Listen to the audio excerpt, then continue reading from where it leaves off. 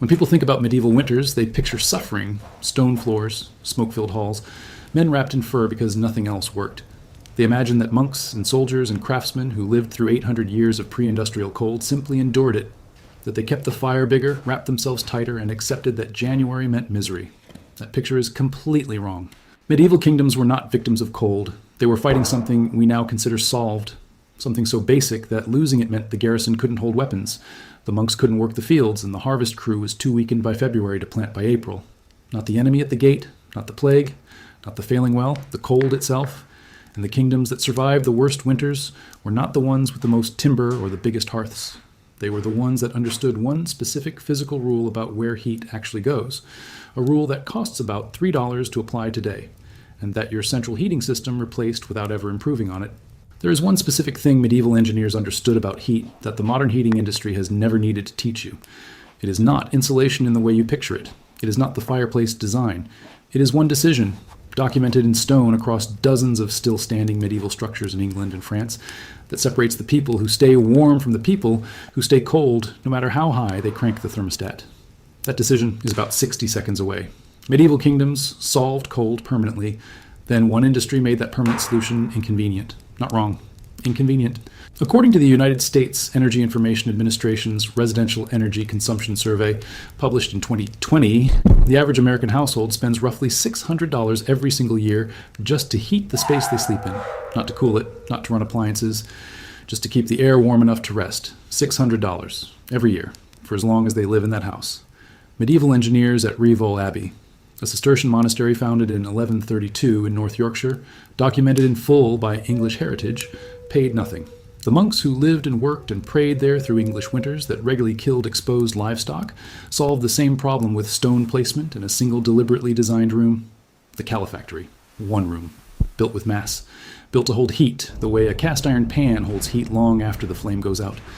The abbey stood for over 400 years. The physics it used was never updated once. You cannot sell a subscription to a 900-year-old stone wall, but here's the part the modern heating industry never needed to explain to you: how the calefactory actually worked at the level of physics you can replicate tonight. Because once you understand that mechanism, the $3 version becomes obvious. That is exactly what comes next. This is not a new idea. St. Benedict of Nursia wrote the Rule of St. Benedict in 516 CE. It is the founding document of Western monasticism, and it still exists in full. In it, he mandated that every monastery provide one single heated room. Not heated dormitories, not heated halls, not heated chapels. One room, the calefactory, where the whole community gathered to be warm. That instruction was not spiritual, it was thermal engineering. Concentrate the heat, minimize the volume being heated, let the walls store what the fire produces. That principle survived unchanged across Europe for 1,000 years because it worked in Yorkshire and it worked in Bavaria and it worked in the mountains of Burgundy. At Fountains Abbey in North Yorkshire, founded in 1132, documented by English heritage and excavated in detail by archaeologist Glyn Coppack in his 1993 publication Abbeys and Priories from Batsford Press, the calefactory walls are still standing at over 1 meter thick. That thickness is not decoration, it is a heat battery. Stone absorbs warmth slowly and releases it slowly. A wall 1 meter thick that has been warmed will still be releasing that warmth 8 hours after the fire has died. The way a clay brick pulled from a warm oven is still warm the next morning. You have felt that exact sensation. You already understand the physics. L.F. Salzman, in his foundational 1952 publication, Building in England Down to 1540 from Oxford University Press, the primary reference for medieval English construction, documents that the Great Chamber and the Lord's Solar were consistently built smaller than the Great Hall, specifically because smaller rooms hold heat with far less fuel. The Solar at a castle like Bodiam, built in 1385 and documented in full by English heritage, was typically no larger than a generous modern bedroom. That was not poverty. That was a deliberate engineering choice made by people whose lives depended on getting it right. And then one industry made the deliberate small room principle commercially inconvenient. Not wrong. Inconvenient. Central forced air heating became the default in American residential construction after the Second World War, when the construction industry built millions of identical tract homes with ducted systems designed to heat every room simultaneously, occupied or not. As the Department of Energy's own Building Technologies Office notes in its 2021 Residential Energy Report, the average American home heats roughly 2,300 square feet of air. The average medieval great chamber was under 400 square feet. The average enclosed sleeping space in a medieval monastery dormitory was smaller still. You cannot sell a furnace, a duct system, annual maintenance contracts, and a fuel delivery agreement for a room the size of a generous kitchen, but you can sell one for a house that heats 3 empty bedrooms all night, while one person sleeps in one corner of one of them. The billing cycle simply did not have room for free. At its peak, medieval England contained over 5,000 monastic establishments of varying sizes, documented by historian David Knowles and R. Neville Hadcock in Medieval Religious Houses, England and Wales, published in 1971 by Longman. Every single one of them heating human beings through English winters without a fuel invoice, without a service contract, without a supplier relationship, without a maintenance agreement of any kind. The average American household, according to the 2020 EIA Residential Energy Consumption Survey, spends over $600 per year on heating fuel alone. The monks at Fountains Abbey paid $0. The physics they used has not changed by a single variable since 1132. It is available in any room in your house right now, and almost nobody is using it. What medieval engineers understood, and what you're about to build for $3, starts with one physical principle so simple it sounds like it cannot possibly be true, but it has 900 years of standing stone behind it. It is simpler than anything the heating industry currently sells you. You have seen this your whole life and never connected the dots. Think about a sleeping bag. You have been inside one. On a cold night, inside a sleeping bag, you are warm, not because the bag generates heat, but because it keeps your own heat from spreading into the air around you. Your body produces the warmth of a small reading lamp just by being alive. The sleeping bag keeps that warmth pressed close instead of letting it rise to the ceiling of a room. Now think about a car parked in winter sunlight. The glass lets light in. The seats absorb it. The small enclosed space holds the warmth the seats release. Crack a window and that warmth vanishes within minutes. Close the window and it returns. Medieval engineers understood both of those things. They called the first principle the enclosed chamber, and they combined it with high-mass walls to create sleeping and living arrangements that kept people genuinely warm through nights, when the temperature outside dropped well below freezing, with no heat source larger than a single fire that burned for 2 hours at the start of the evening. The physics is the same as the sleeping bag. The only difference is the scale of what you are heating. Most people who try to replicate medieval heating get one step wrong. They focus on the heat source, the candle, the stone heated on the stove, the fire. The heat source is not the variable that determined who survived. A kingdom that focused only on the heat source froze anyway when that source went out at midnight. A kingdom that focused on where the heat went and how to keep it from escaping survived until morning. That step is coming. And it is the reason some rooms in a medieval castle were warm and others were not, even when they sat on the same corridor with the same hearth burning down the hall. Here is what you need. I want to be honest with you about every number.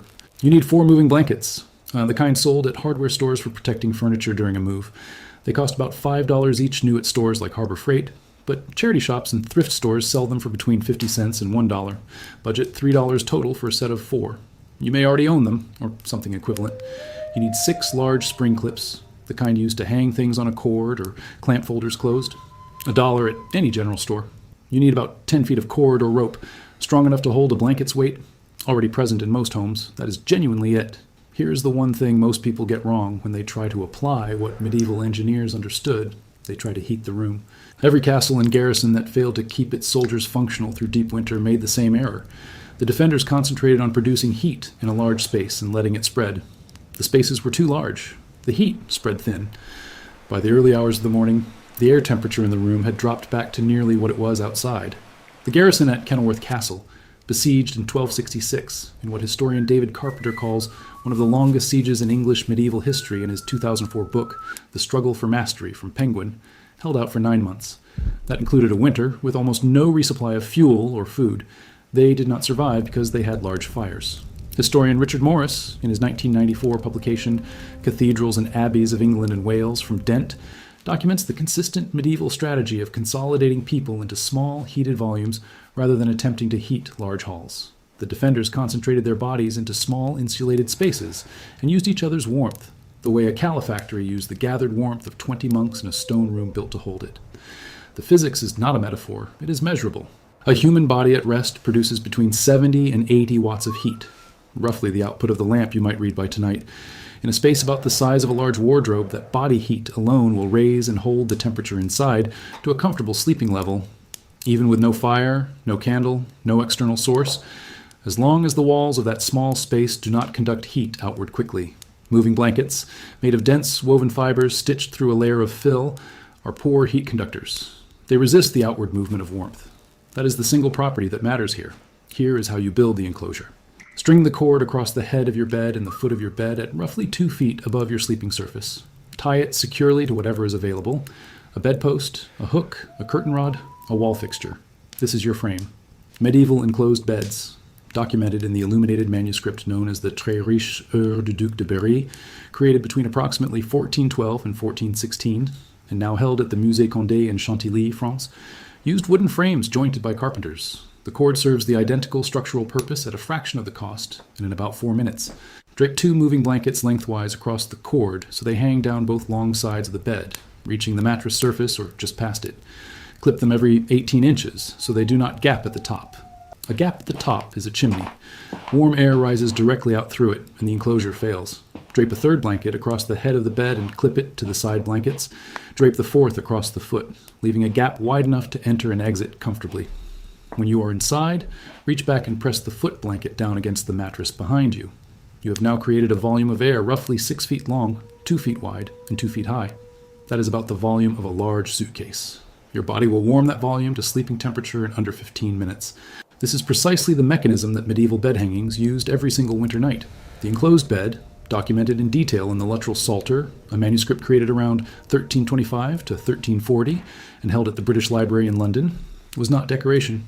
It was not primarily for privacy. It was thermal engineering applied to the problem of a sleeping person generating warmth in a room too large and too cold to heat from a single overnight fire. The curtains reduced the volume of air being warmed by one body from the entire room to a space barely larger than the person inside it. Now, the step most people skip when they try this. It is the step that made the difference between a medieval garrison chamber that held warmth until dawn and one that was cold again by midnight. The floor. Cold air is denser than warm air. It sinks. It pools at floor level. The floor is where the cold enters the enclosed space. Medieval beds in northern European castles and monasteries were consistently built, raised off the floor, documented in Salzmann's building in England down to 1540, specifically to create an air gap beneath the sleeping surface. That gap traps a thin layer of still air. Still air, when it cannot circulate, insulates extremely well. The raised frame puts several inches of non-moving air between the sleeper and the cold stone beneath. The same way the gap between a double-paned window and a single-paned one makes the double-paned warmer, even though both are made of glass. On a modern bed frame, you already have this air gap beneath the mattress. If your bed sits directly on the floor, fold one of your moving blankets into a flat pad 2 to 3 inches thick and place it beneath your fitted sheet before you lie down. That single addition does the same work the raised medieval bed frame did. Cold stops entering from below. The smart test requires nothing more than your hand. After 15 minutes inside the enclosed space, hold your open palm 6 inches from the nearest blanket wall without touching it. You should feel warmth radiating back toward your hand. Steady, even warmth, like standing a few feet from a warm wall. That is your own heat being reflected back to you. If you feel cold air moving past your fingers instead, there's a gap somewhere in the enclosure. Follow the moving air, find the gap, clip it closed. The test is finished in 30 seconds. One enclosure does this for one person. What a family of 4 does with 4 of them, and what a medieval monastic community of over 100 people did with the same principle built permanently into stone, is the part that changes how you think about warmth, fuel, and scale entirely. What the Cistercians understood at Rivaux is that the thermal problem is not how to produce enough heat. The thermal problem is how to stop losing the heat you have already produced. At the scale of 4 bed enclosures in one household, 4 people, each heating a space the size of a large suitcase, the overnight heating demand for sleeping drops to something approaching 0 external fuel. The bodies provide the heat. The enclosures hold it. The house temperature can drop to 50 degrees or lower without any of the 4 sleeping people noticing. The Cistercian community at Rivaux Abbey at its peak housed over 140 monks and lay brothers, documented by historian Derek Baker in his essay on Cistercian settlement, published in the 1972 volume Monastic Studies from Blackwell Press. 140 people, one Yorkshire winter after another, one califactory for communal warmth in the evenings, individual enclosed sleeping arrangements in the dormitory for every night, 0 overnight heating fuel beyond what a single evening fire had already deposited in the mass of the walls. The abbey operated from 1132 to its dissolution under Henry VIII in 1538, 406 consecutive years, through winters that included the Great Famine of 1315 to 1322. Documented by historian William Chester Jordan in his 1996 book, The Great Famine, published by Princeton University Press, which killed an estimated 10% of the rural English population through cold, failed harvests, and the diseases that follow prolonged starvation. Rivaux held. The monks worked. The physics held without adjustment. At the scale of a village, the scale at which medieval communities actually operated this system, the principle requires no infrastructure at all. No bills, no central system, no asking anyone's permission to be warm. There is one condition where this works less well. Medieval engineers knew it too, and the way they solved it is the last thing in this script. Very high humidity. When the air inside an enclosed sleeping space carries a great deal of moisture, above roughly 70% relative humidity, which is common in coastal regions, basements, and poorly ventilated rooms, that moisture conducts heat away from the body faster than dry air does. Wet air does not behave like still, dry air. It carries warmth outward the way a damp cloth cools a forehead. The enclosed space works entirely on the principle of still, dry air acting as a barrier.